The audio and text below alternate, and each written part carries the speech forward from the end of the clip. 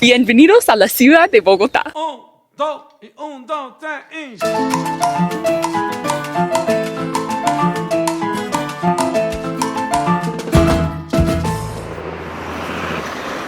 Bogotá, Colombia's gritty capital city. Travel forums urge you to skip it altogether. Colombians call it cold, in temperature and in spirit. Even locals have a nickname for it, La Nevera, or the fridge. For years, Bogotá was also a city defined by fear, shaped by violence, with a reputation that preceded it. And for many, this reputation never fully left. And yet Bogotá is where I chose to begin again, on my continued mission to explore all 32 departments of Colombia. I had a feeling the city had much more to offer than meets the eye, and as the Colombian capital, it most certainly has some stories to tell. The stories I found were written in its murals, in its markets, its music, and most of all, its people. After all, the story of Colombia wouldn't be complete without the city, and the centuries of people who have called it home.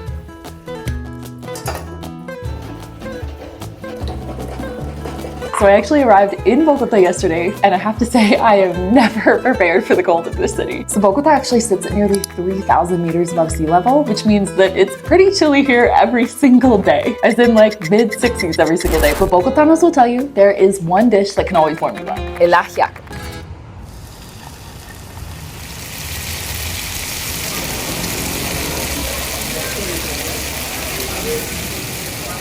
Este es uno de esos platos que uno no sabe que es un plato típico hasta que una gringa llega preguntando por él. Porque para mí era una sopa normal. Tiene pollo, papa, mazorca. También se le echan estas cosas que se llaman alcachofas. Now, ajiaco actually descends from the pre-Columbian Muisca people of this region, who were known to prepare soup utilizing many typical ingredients of the Andes, from potatoes to corn to a local herb called guascas. Modern ajiaco contains many of these ingredients, but the local version, known as Ajiaco Santaferreño, is often topped with cream, capers, and a hefty slice of avocado. No así. Sí, está rico. There are three ways to describe somebody from Bogotá, right? Rolo, cachaco, and bogotano. ¿Qué es la diferencia? Bogotano es alguien que vive en Bogotá y rolo es alguien que nació en Bogotá. Y cachaco es un término acuñado que se refería a las personas nacidas en Bogotá con padres que también fueron nacidos en Bogotá y que generalmente eran de la clase alta porque llevaban trajes y vestían elegante. Entonces es un término acuñado de una época diferente. Entonces, ¿tú quién eres? Soy rolo. Rolo! Now, the name Ajiaco Santaferreño actually comes from the official name of the city, Santa Fe de Bogotá. Bogotá is actually one of the oldest cities in Latin America, founded in 1538 by Spanish conquistador González Jiménez de Quesada. Jiménez de Quesada wanted to pay homage to his hometown of Santa Fe in Spain, thus this territory became known as Santa Fe. But this region had a name long before the conquistadors. The Muisca indigenous people of this region called it Bacata, which eventually joined with the colonial name to become Santa Fe de Bacata. Over time, this name evolved to become what we know today, Santa Fe de Bogotá. Now, I'm currently in the oldest square of the city, El Chorro de Quevedo, in the center of the La Candelaria neighborhood of Bogotá. Now, while this neighborhood was established as the colonial center, over time it has grown to be one of the largest bohemian centers of the city, with artists gathering here in the square and taking to the walls of the neighborhood. Me encantaría comprar un anillo. Claro, esa es la crisocola, que es como el cris es el cielo y la cola es el mar. ¿Ves? Esos son nombres así tipo incas. Pues bueno, la conocen como la fotografía del planeta. Hola, gente, ¿cómo están? Desde Colombia, papá, Bogotá, Chorro de Quevedo. Pues yo soy artesano de aquí, del Chorro hace mucho tiempo. Anteriormente, acá el Chorro de Quevedo pues era una comunidad indígena donde se reunían todos nuestros ancestros, que eran los chipchas, los muiscas, para adorar el agua, ¿no? Chorro es de agua. Entonces venían acá como a darle como su ceremonia del agua. Entonces se reunían alrededor del Chorro de Quevedo, que eso era una fuente natural de agua donde salía y entonces lo creían un dios. Esa es la historia del Chorro de Quevedo, que acá se venía a adorar el agua. ¿Sabes que este es el primer barrio de Bogotá? Es la primera plaza, aquí es donde nació Bogotá. Aquí, donde se centró todo. Bohemia empezó por lo mismo y tanto, porque acá llega mucho músico, mucho artista. Un grupo muy duro en parte porque habían gobiernos que no les gustaba eso, pero del arte la esencia ganó y ahí estamos en la resistencia.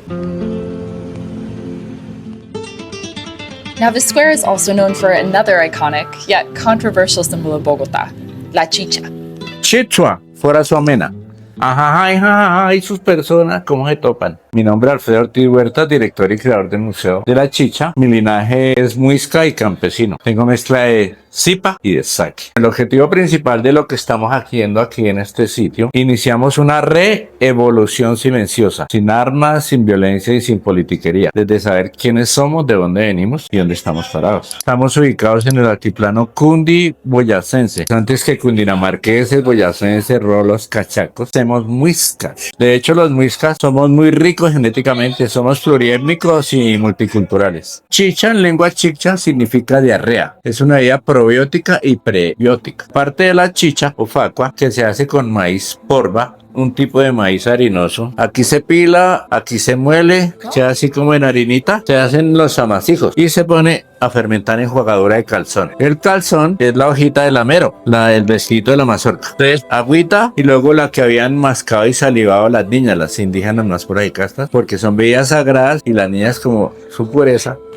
es lo sagrado. Y aquí como predominaba el matriarcado, el respeto por la mujer y por la madrecita tierra. Entonces era de mucho cuidado. Ya que se le echa agüita, los calzoncitos encima de la que habían mascado y salivado, se entierra bajo tierra. Se deja 8, 15 días, un mes. Al mes se saca, se destapa y eso huele como a whisky. ¿Qué la hace tan medicinal? El fermento y la salivación. Son bebidas que se tomaban siempre con un propósito sagrado. Son bebidas sagradas porque se usaban para los temas de ofrenda, diferente a las bebidas que nos trajo el hermano europeo. Estas bebidas dan un calorcito y un estado de paz, despiertan los sentidos. Esta es una sección. ¿Lo estás probando auténtico? Esto no es mío, es nuestro y para todo el mundo. Te entrego y te comparto esta bendita y sagrada bebida. Te la entrego y te la comparto con bonito pensar, con bonita palabra y con bonito corazón. Huele rancio porque es un fermento. Ojalá 13 veces a la izquierda y 13 a la derecha. Es un viaje sensorial. Si lo sientes, y cuando está aquí, en el estómago, fuerte. Sí, lo puedo sentir como pasando por la garganta hasta el estómago. A los extranjeros les gusta fuerte. Tiene razón. Entonces, de esa cosmovisión y cosmogonía muisca, la facua representa al hemisferio izquierdo, al femenino y a Madre Luna. Entonces allá está Chía, Madre Luna y Sue, Padre Sol. Hay un cuento que dice de Chiminigagua, que es el gran espíritu creación y chispa divina. Sí, fue muy generoso con esos colombianos. Oiga, Chiminigagua, oh Diosito.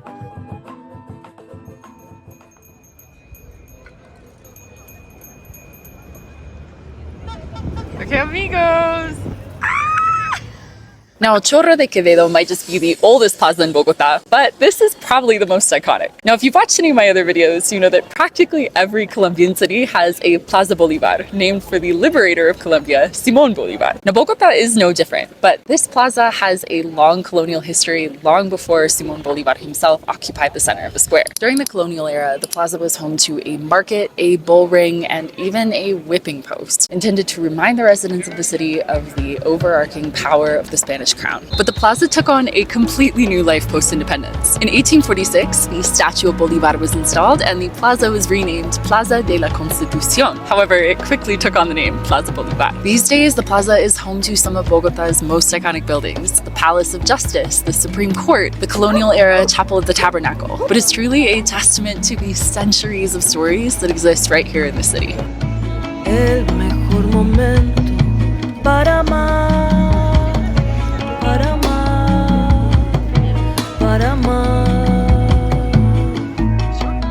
So I'm taking a little walk down La Séptima, which is one of the principal roads in downtown Bogotá. And y'all, it kind of feels like you could find everything you could ever need here and everything you didn't even know you needed here. I've seen so many different indigenous handicrafts too. I've seen Wajir mochilas, I've seen Embera necklaces. I think it's this really cool representation on one street of how Bogotá brings together people from all corners of Colombia.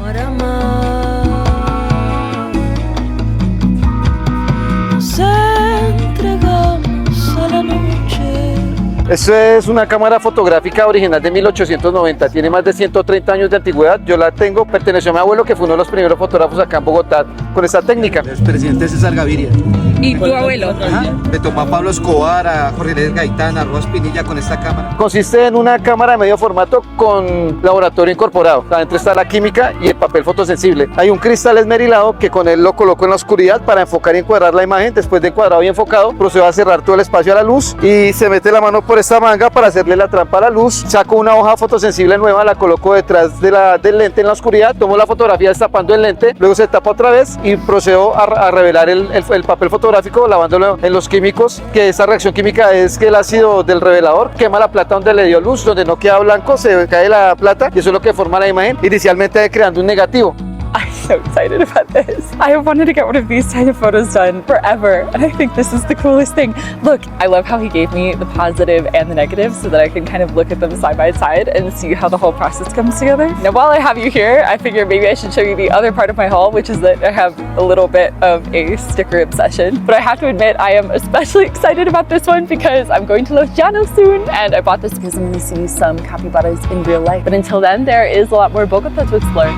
Nos entregamos a la noche, envueltos por nuestro amor.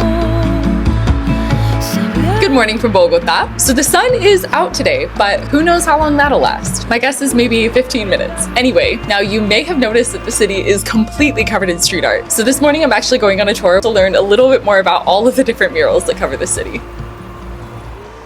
Now, Bogotá is a city with a complicated history of violence. As the Colombian capital, it's been deeply shaped by the country's cycle of political conflict and has been a refuge for millions of people escaping armed violence in rural areas. As a result, much of the art in Bogotá is bigger than an aesthetic. It's a tool of public memory, of protest, and of resistance.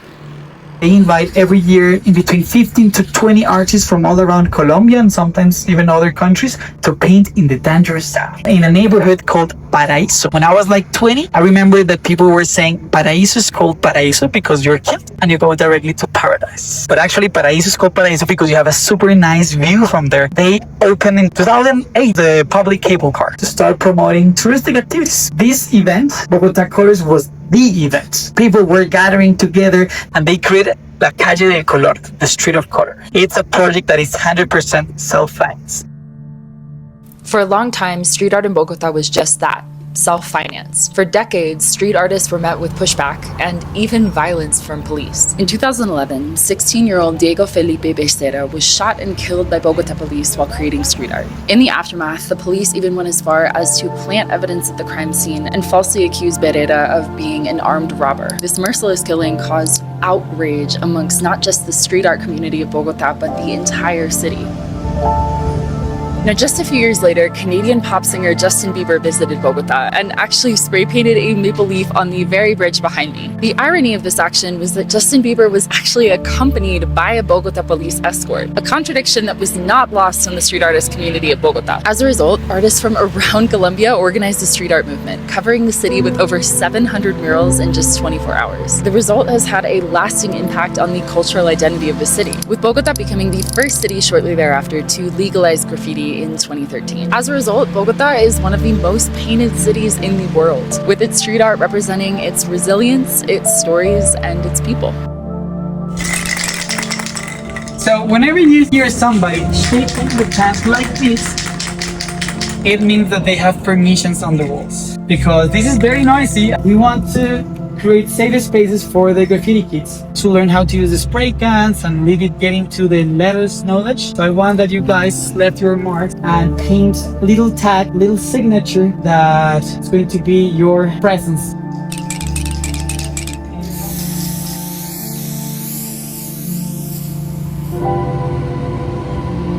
Good morning, folks. So it is our last day in Bogotá, and we are about to summit the city's most iconic peak, Monserrate. So this mountain towers over the city. It sits at over 3,000 meters above sea level, and there is a basilica at the top that you can basically see from anywhere in the centro. So like many who have gone before us, we are going to walk to it. No lo voy a subir sola. Tengo un compañero.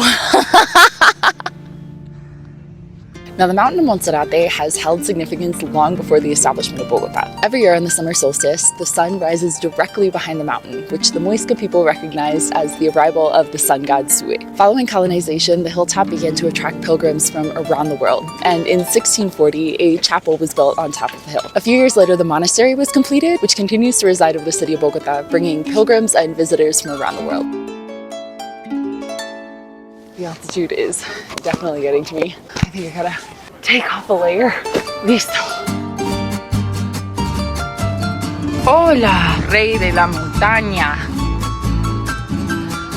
It's not crazy steep, but there's no reprieve from the steepness. You're basically just going up for 2 kilometers.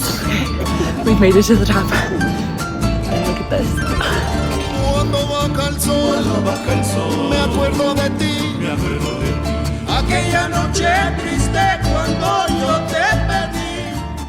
We made it to Monserrate. So besides epic views, a Cerro de Monserrate is also known as a site of religious pilgrimage. Upon the completion of the monastery, a statue of Jesus Christ was commissioned, depicting Christ fallen during his crucifixion. The statue thus became known as El Señor Caído, or the Fallen Lord. Now, over time, the statue gained so much popularity that people traveled from around the world to see it here at Monserrate. In fact, in 1895, Canadian acrobat Harry Warner crossed from El Cerro de Guadalupe to El Cerro de Monserrate on a tightrope, one of the most extraordinary feats of acrobatic history. It's said that when he arrived on the Cerro de Monserrate, onlookers asked him how he had accomplished the feat, to which he replied that he wore a scapular to El Señor Caído during his walk.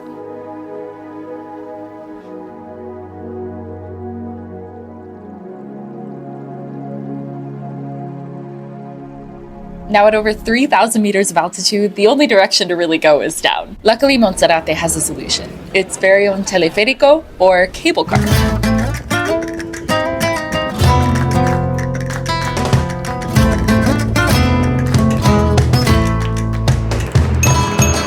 So I started this video with a hot chocolate, so I figured I should also end this video with a hot chocolate, and none other than a Chorro de Santaferreño. So I'm at what I believe is the oldest restaurant in Bogotá, La Puerta Falsa, and I'm going to try this hot chocolate with cheese. This is apparently a thing in this region, to put cheese in your hot chocolate, so let's do it, I guess. I don't know if I need to wait and let it get kind of stringy and gooey. I guess I'll start with the hot chocolate. Delicious, chocolatey. Let's check on the cheese. Okay, it's getting kind of gooey. Here goes that. You know what? That's a pretty good combo. It's like a very mild cheese, so it just kind of adds a creaminess to the hot chocolate. Chewing the hot chocolate, though, is a unique experience. So this basically concludes my time in Bogotá. I think this city gets a bad reputation that it doesn't entirely deserve. I loved getting to know the Bogotanos, or the Rolos, or Cachacos. There is so much history, colonial history, indigenous history, and honestly, modern history. Every single corner has a story. So here's to many more adventures. Bogotá has been many things: sacred land, a colonial capital, a city defined by fear, resilience, and transformation. It reminded me why I started this journey in the first place. Not to collect places, but to understand the stories behind them. And Bogotá truly holds all of Colombia's layers at once: its pain, its creativity, and most of all, its future. So let me know, what did I miss in Bogotá, and which department should I visit next? In the meantime, I'm Jenna, that gringo that loves Colombia, and I'm on a mission to explore all 32 departments of the country. Please consider a like or a subscribe to support the channel and explore Colombia along with me, and until then, see you in the next one!